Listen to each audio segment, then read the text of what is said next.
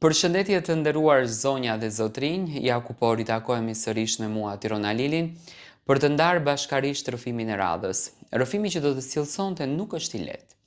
Bëhet fjalë për një motor që ka lënë një amanet tek motra tjetër. Një amanet që nuk e ka respektuar, një amanet që nuk e ka mbajtur, fatkeqësisht nëna e vërtet nuk interesohet për fëmijën e saj. Dëgjoni historinë se sa e dhimbshme është. Nuk e haroj kur atë mbrëmje me shi. Qielli ishte i errësuar aq shumë sa dukej sikur edhe vetë nata po qante bashkë me mua. Telefoni më ra pa pritur. Ishte motra ime. Elira e quajnë. Zëri i saj dridhej krejtësisht. Motër, a mund të vish pak? Diçka nuk shkonte. Zemra ma ndjo me njëherë, mora xhupin dhe dola me vrap. Kur arrita tek shtëpia e saj, dera ishte gjysmë e hapur. Mbrënda mbante erë lagështie dhe heshtje. Elira rrinte ulur pranë derës, ndërsa djali i saj i vogël, Noeli, flinte në divan i mbuluar me një batanie të hollë. Sytë e motrës ishin të fryrë nga lotët. Çfarë ka ndodhur? E pyeta e trombur. Ajo uli kokën dhe nisi që të qante me dënesë. Më tha, unë po iki. Unë beta pa frymë e pyes ku do shkosh që do ikësh. Nuk munde më të ri këtu. Unë njoha me dikë, ai jeton jashtë shtetit, do të martohem me të. E shikoja pa ditur se ç'të thoja. Ishte motra ime e vetë, me gruaja që kishte kaluar ferin me një burr të dhunshëm, që ishte ndarë vetme me një fëmijë në krah.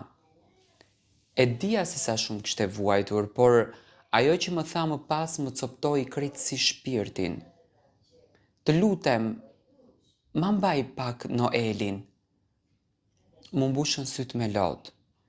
Po ty, do ta marrësh më vonë djalin? Ajo nuk më përgjigj me njëherë. Vetëm shikoi djalin që flinte. Nuk e di, më tha. Ato dy fjalët mua më therrën në shpirt. U afrova pranë saj. Elira, i thash. Ai ka nevojë për nënën. Ajo nisi që të dridhej. Edhe unë tha kam nevojë të jetoj një herë për veten time. Në atë moment nuk e gjykova. Sepse e dija sa net kishte kaluar pa bukë. Sa herë ishte kthyer me sy të nxirr. Sa herë kishte qarë në heshtje që djali të mos ta ndëgjonte. Por prap, në të vërtetë ishte nën. Atë natë para se të ikte ju afrua Noelit dhe e puthi gjatë në ballë.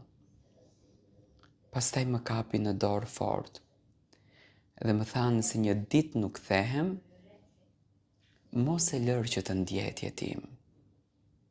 Kaq. Mori valixhen edhe iku.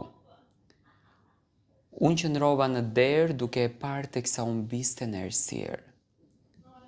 Nuk e dija se ajo do të ishte hera e fundit që unë do ta shihja. Ditët kalonin. Në fillim telefononte, fliste pak, pyeste për Noelin, dërgonte ndonjë para, pastaj telefonatat nisën që të ralloheshin. Një javë, 2 javë, 1 muaj. Dhe një ditë pas saj heshtje totale. Numri i saj nuk hapej më, Facebooku ishte mbyllur. Askush nuk dinte asnjë gjë. Noeli ishte vetëm 5 vjeç kur nisi të më pyeste. Teze, kur do të vi mami? Çfarë ti thosha? I thoja shumë shpejt zemrat e tezes. Për çdo natë të qaja fsheu razi. Kaluan vite, Noeli nisi shkollën, ditën e parë mbante dorën time fort.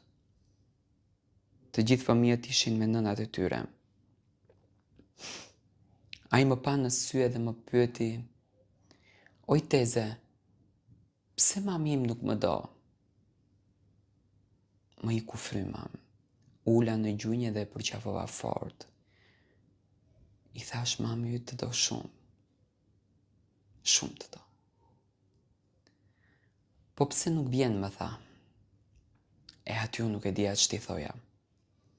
Nuk ka dhimbje më të madhe se sa të mbrosh një fëmijë nga e vërteta. Punova çdo punë që të mos i mungonte asnjë gjë. Pastrova shkallë pallatesh, lava rroba për të tjerët, punova në kuzhina restorantesh deri në netët vonë. Vetëm që ai të mos të ndjej ndryshe nga fëmijët e tjerë. Por plagën e nënës nuk ja mbushte askush. Çdo 8 mars në shkolla i rinte i heshtur, fëmijët bënin kartolina për nënat. Ai njëherë erdhi në shtëpi dhe më tha mua kartolinën. Ishte shkruar me dorën e tij të vogël. Për tezen time që është edhe mami im. Atë natë unë qava deri në mëngjes. Vitet kalonin dhe askush nuk kishte lajm për Elirën. Disa thoshin se jeton në Itali, të tjerët se burri me të cilin ishte martuar e kishte lënë, dikush tha se e kishte parë në Gjermani, por asgjë nuk ishte e sigurt. Në çdo numër të panjohur që më binte në telefon, zemra më ndalonte. Mendoja mos është ajo, por jo. Ishte sikur toka ta kishte përpir Elirën. Noeli u rit, u bë djalë i heshtur, nuk fliste shumë për dhimbjen e tij, por unë e shihja në sy. Sidomos netëve kur rinte zgjuar dhe shikonte fotografitë e vjetra të SJ-mës. Një natë më pyeti nëse një ditë kthehet, a duhet ta fal? Nuk e dija ç'ti thosha. Sepse një pjesë e imja ishte ende e zemëruar me Elirën, por çdo lota ati djali për çdo festë ku mungoi, për çdo ditëlindje, pa përqafimin e saj. Por ishte motra ime dhe unë ende e doja. Fale nëse zemra ta lejon, i thash. Ai uli kokën. Kam frikë se nuk do ta njoh më. Këto fjalë më vran shpirtin. Një mbrëmje dimri kur Noeli ishte bërë 17 vjeç, dikush trokiti në derë. Ishte vonë. Hapa derën dhe për pak se nuk më ra të fikët. Mendova që ishte motra ime, por jo. Na erdhi lajmi që motra ime kishte vdekur. Kjo është historia e tmerrshme e kësaj zonje, e cila me lot në sy e ka shkruar. Çfarë mendimi keni?